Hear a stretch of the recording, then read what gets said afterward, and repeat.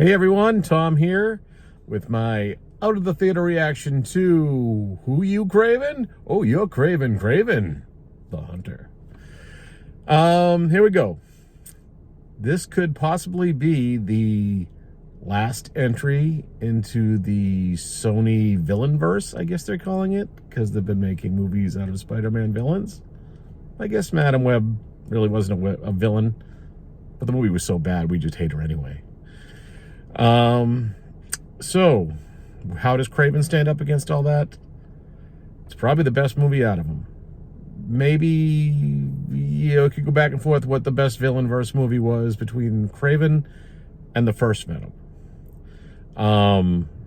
It's certainly better than anything that's come out since the first Venom. Aaron Taylor Johnson is great in the role, especially with what he's given. I enjoyed the movie. Is it a good movie? Would I say, oh boy, God, you got to see Kraven? No, but for what it is, it's fun. There's some good kill scenes. Some of them you can even see in the previews, trailers, or commercials. It's blanking on the dude's name, Russell Crowe. There you go. Almost called him Roy for some reason. I guess he just looks like a Roy now. He's kind of gotten big. Not that all Roys are big. Sorry, Roy, if you're out there listening to this. Anyway, Russell Crowe, he's fine. This was a paycheck movie for him.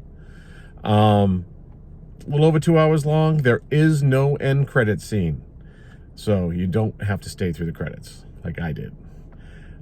Do it all for you. But the movie is good. It's fun. There's a character named Calypso in the movie, which I don't know if she has a bigger role in the Spider-Man universe that I don't know about. Yeah, so I don't read Spider-Man comic books. I was more of an Avengers guy. So I only read about Spider-Man when he was involved with the Avengers. And Kraven, Aaron Taylor Johnson plays him with an attitude where you can see he'd have an ego enough to be a full-blown bad guy. Because in this, he's technically the good guy in the movie. You know, trust me, he's got character flaws, which makes him the movie better, actually. But you could see with the right pushing, he could go bad by the end of the movie. Can't really see him ever hunting Spider-Man if it ever does come to this. Or come to that, I should say. But it's, like I said, seems like I'm being really critical about this movie I just saw I actually enjoyed. It was a fun movie. It's not a great movie, but it's a fun movie. So I say go see Kraven. And I think maybe me and the whole 6 other people that were in the theater, it's not looking good for the box office this weekend, would probably all agree that it was good. Except for the guy who behind me, as soon as he found out there was no end credit scene the hard way, he waited with me. Just goes, "The fuck, Marvel? It's not Marvel's fault. It's Sony. Sony made this one." Anyway, there's my out of the theater reaction to Kraven the Hunter. Pretty good action movie. Aaron Taylor Johnson does a great job. There's really nothing else to write home about in the movie, though.